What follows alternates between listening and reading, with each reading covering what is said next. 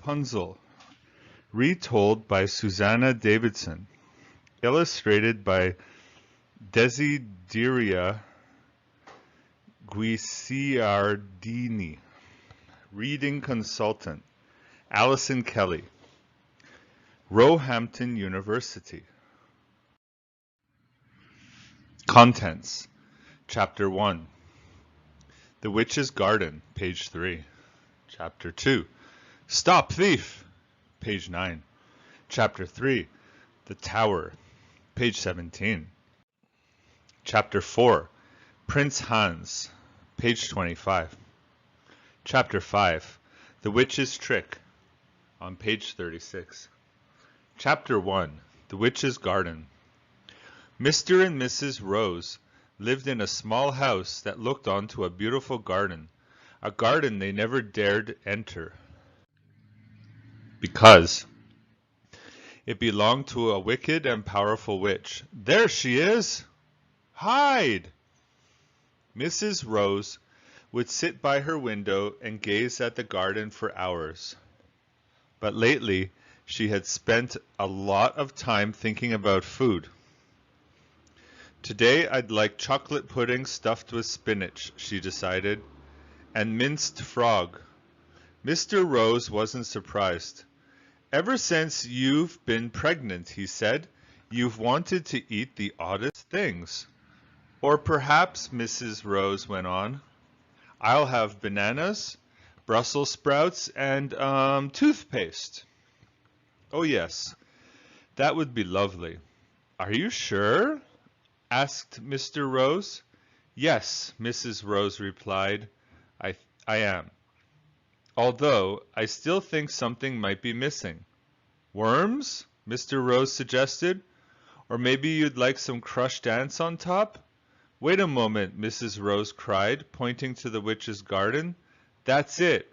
What is that vegetable? Ooh, it looks so green and juicy. I must have it. Mr. Rose looked. Well, you can't have it, he said. I'm not going in that garden. The witch would eat me alive. If I don't have that plant, I'll die, said Mrs. Rose, and she began to cry. Chapter 2. Stop Thief! I don't like heights. After 3 hours of sobbing, Mr. Rose gave in. That night, he crept into the witch's garden. These vegetables all look the same in the dark, he thought. How am I meant to know which one she wants? And it's freezing. So he grabbed the nearest vegetable and raced home. You stupid sausage, cried Mrs. Rose. You've bought me a turnip. You'll have to go back again. Next time, Mr. Rose looked carefully around the garden. Well, this has green leaves. It must be right, he thought. But as he pulled it out of the ground, he shuddered. A foul smell had crept up his nose. He looked up and screamed. The witch was in front of him. Mr. Rose could smell her disgusting witchly breath. How dare you steal my Rapunzel? The witch cried. I'll make you pay for this, you thieving little pimple. I'll eat you alive, she hissed, a nasty glint in her eye. I'm sure you'll be very tasty. Please don't eat me, begged Mr. Rose. He was shaking with fear. It was taking for my wife. She's about to have a baby, he stammered. Said the witch thoughtfully. A baby? She paused for a moment. I'll make a deal with you. I won't kill you, and you can have as much Rapunzel as you like. Thank you. But you must give me the baby as soon as it's born. Mr. Rose was so terrified he agreed. He walked slowly home, shaking his head with worry. Maybe she'll change her mind, he thought desperately. I must hope for the best. But as soon as his wife gave birth to their daughter, the witch appeared. The child is mine, she cried. She gave a wicked grin. And I shall call her Rapunzel, after the plant you stole. Now give. Mrs. Rose wept and wept, but the witch would not give in.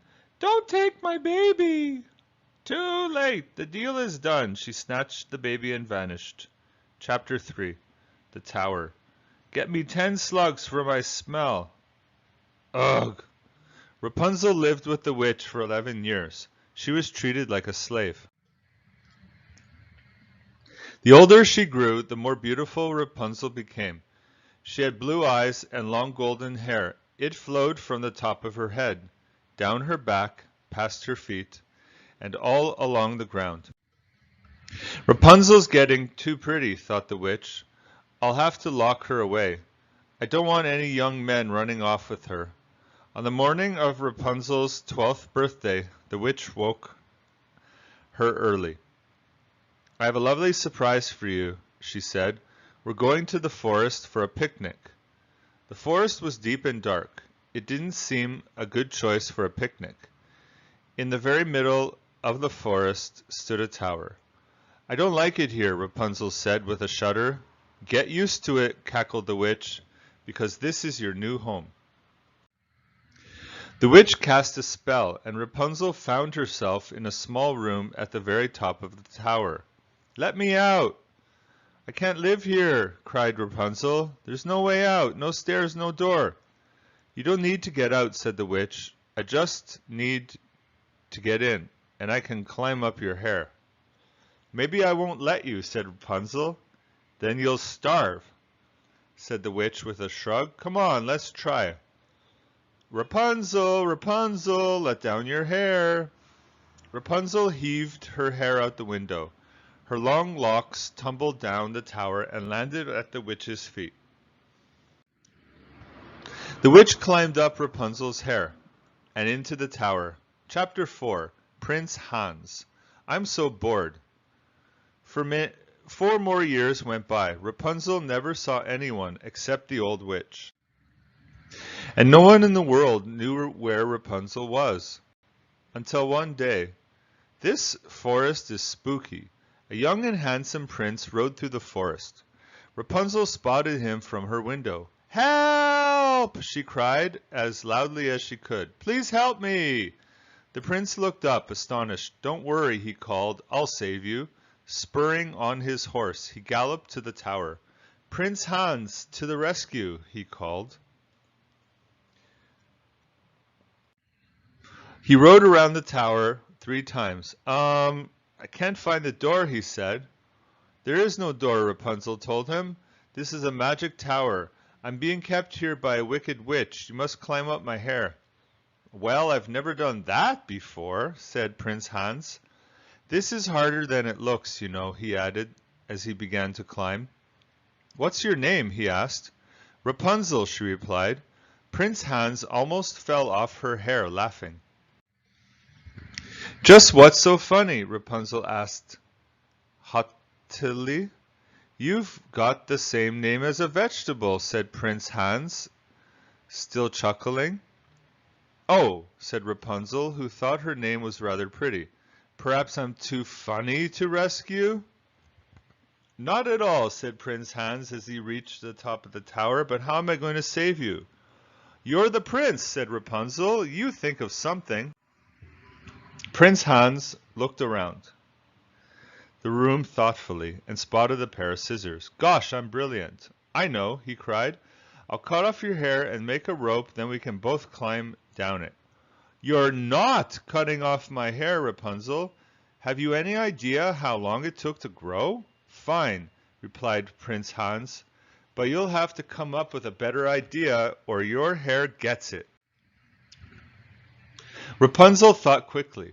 Visit me every night and I'll bring a ball of silk with you. I'll weave a ladder from it. But that'll take ages, said Prince Hans. Rapunzel frowned at him. Which isn't a problem, he added quickly. After that, the prince came every evening. He told Rapunzel about his kingdom. I live in a beautiful castle, he said. There are courtyards full of fountains and flowers and turrets that touch the sky. Rapunzel longed to go there. Chapter 5. The Witch's Trick. As the weeks passed, Rapunzel's ladder grew longer and longer. Only one more week and I'll be free, she thought to herself one morning. Rapunzel! The witch called from outside. Rapunzel, let down your hair. I have some food for you. As the witch climbed up, she pulled and tugged painfully at Rapunzel's hair. Ow! Cried Rapunzel. Why do you always tug so much? Prince Hans never hurts me when he climbs. What? Prince Hans? Shouted the witch. Who is Prince Hans? You wicked girl. I thought I'd shut you away from the world, but you've tricked me. The witch leapt into the tower and quickly grabbed a pair of scissors. She hacked away at Rapunzel's hair until it lay in a heap on the floor. I haven't finished, cried the witch. With a powerful spell, she cast Rapunzel into the desert. Then the witch waited for the prince, a sly smile on her wrinkled face. Rapunzel, Rapunzel, let down your hair. That night, Prince Hans called out to Rapunzel as usual. Her hair came shimmering down. But when the prince reached the top of the tower, he gasped in shock. An ugly old crone stood in her place. Where's Rapunzel? He demanded. Rapunzel's gone, said the witch with a sinister laugh. You'll never see her again. Then the witch leapt out of the tower and kissed Prince Hans with her slimy lips. Yuck, cried the prince. It was a magic kiss. Suddenly, the prince's hands were covered in slime. He lost his grip and fell to the ground like a stone. Prince Hans landed smack in a thorn bush. It saved his life, but the sharp thorns blinded him. Ah, I can't see. Despite his pain, Prince Hans stood up. I may be blind, he shouted to the witch, but I'll find Rapunzel. Never, she cackled. Prince Hans wandered for months, seeking Rapunzel. At last, he met a camel seller who told him about a girl with golden hair and blue eyes living alone in the middle of the desert. Prince Hans hired a driver and the fastest horse he could find. Take me to the desert, he ordered. Rapunzel saw the carriage arrive in amazement.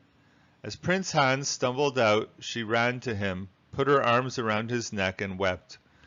2 of her tears fell into Prince Hans' eyes, and he gasped. I can see, he cried. Rapunzel said, I never thought I'd say this to a girl named after a vegetable, but will you marry me? Oh, yes, said Rapunzel. Prince Hans took Rapunzel to his castle. The entire kingdom was invited to their wedding, including Mr. and Mrs. Rose. Prince Rapunzel and Prince Hans lived happily together for the rest of their lives and, in time, had 3 beautiful children, Pumpkin, Lettuce, and Sprout. My daughter! Rapunzel was first written down by 2 brothers, Jacob and Wilhelm Grimm. They lived in Germany in the early 1800s, and together they retold hundreds of fairy tales. Series editor, Leslie Sims, designed by Russell Punter.